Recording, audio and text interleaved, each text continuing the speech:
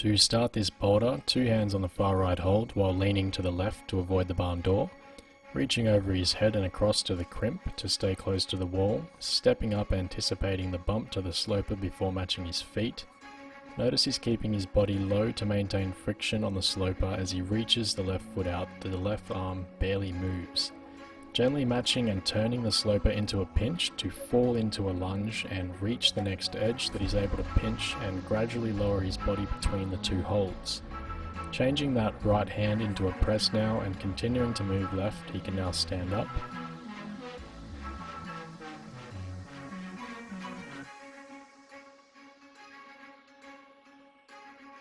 Eyeing off that volume.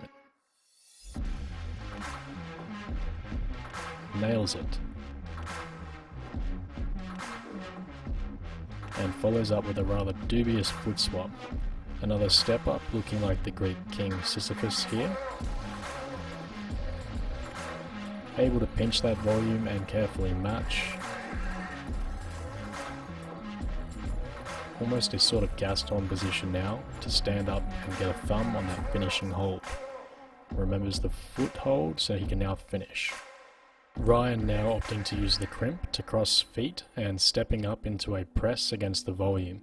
This is relieving some of the pressure, no doubt, on that crimp, flagging his right foot and counterbalancing with his hand to scope out the next move.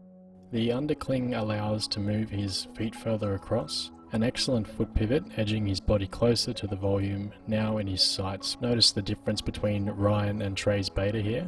From the get-go really, they come to an almost identical position now though.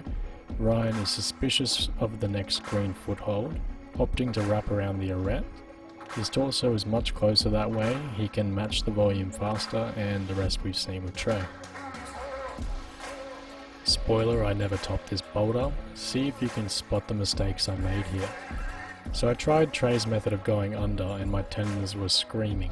This was filmed prior to Ryan's attempt, so I like to believe my beta provided some inspiration. Taking advantage of the volume early on, with a look of determination I edge across. I stood too close to the wall. If my feet had been closer to the edge, I wouldn't need to squeeze the undercling so tightly. I also released the volume too early without planning my traverse. If you have any ideas as to what I should have done, let me know in the comments. This is Trey's flash attempt, slopers galore. It is actually very difficult to just establish on this boulder, but he's worked his way up the sloper before stepping across and pressing toward the corner. Matching his feet, he can step into the thumb press, fiddling around, feeling out a comfortable position to continue.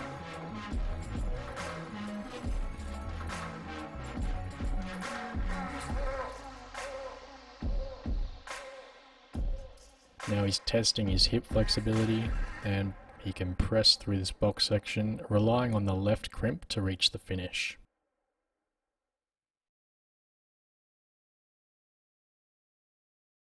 I actually watched Trey, so I knew what my beta would be from the get-go. The left foot prevented my body swinging away from the sloper and allowed me to mantle into the corner, using one of the crimps and a right palm to step up into the thumb press.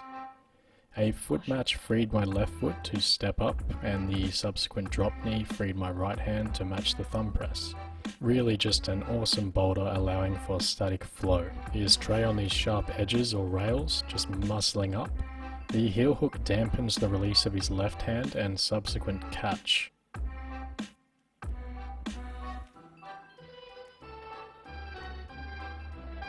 Almost barn dooring, but stops the swing and gets the top. Similar approach from me really, just using lats and biceps to heave my body up the boulder.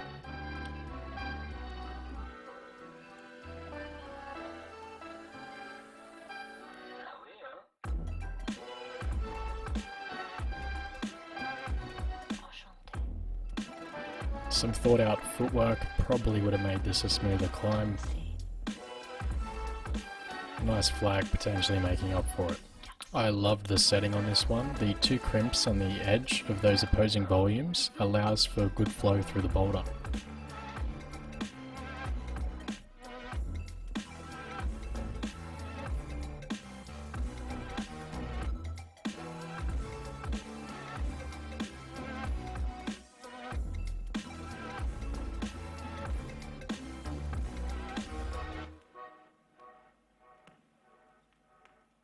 Hands then feet, hands then feet, just rocking through the climb.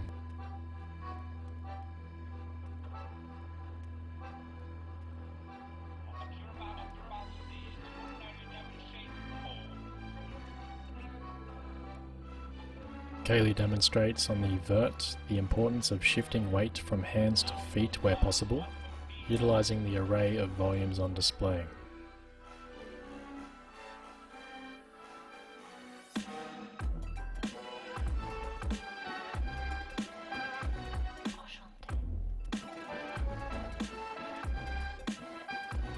I start doing this with the rock over, yet still have a lot riding on my arms. They are straight, however. Pretty fun boulder. Noise. Ryan, Yeah. what's that? It's a boulder jump. A what? A boulder jump. So this swing you see people doing before a dyno is both mental and physical preparation, resting with straight arms, body away from the wall, then pulling my body across and heaving my hips toward the wall explosively, all so I can have my body as close to the catch as possible. The left foot plant followed by the right foot concludes the dyno, so I can reach the side pull and finish with an unfortunate dab.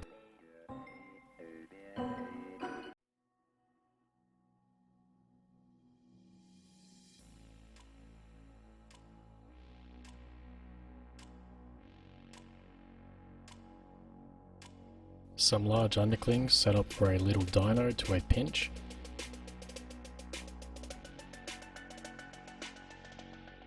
Extending to the jug and doing some footwork. There's that straight arm sinking before exploding to the penultimate hold and bumping to the finish. How do you work out your back and chest at the same time? Well, you jump into this position. He's pulling and pushing simultaneously to maintain friction and move his foot up. Getting his body past the volumes appear to slow him down at least temporarily.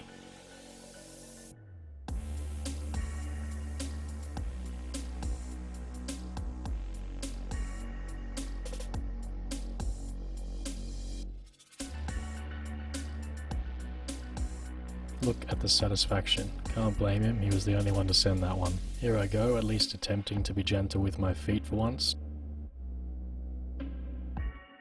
Traversing into a Gaston, hips sunk into the contours of the wall to move under the feature.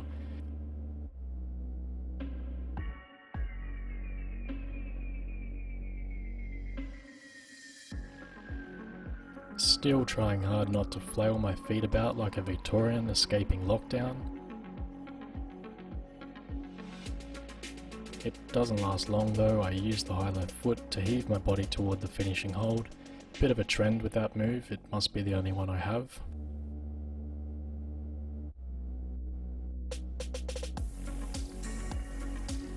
Tray going for serial bumps through the crimp, pinch and to the edge. Left to the jug and cutting feet, swinging onto his left and sinking into a pistol squat before gunning to the sloper to top the boulder. I missed Trey's flash, so he sprays some beta for me on the bumps after I get the heel hook.